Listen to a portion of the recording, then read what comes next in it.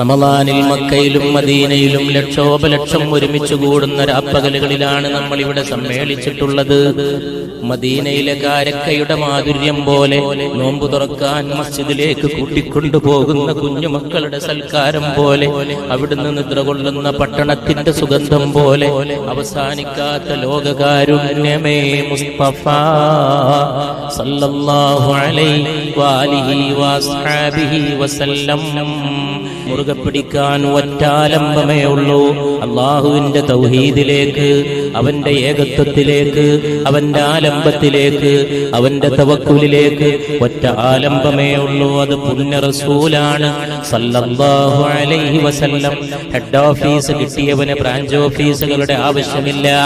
പരിശുദ്ധ റസൂൽ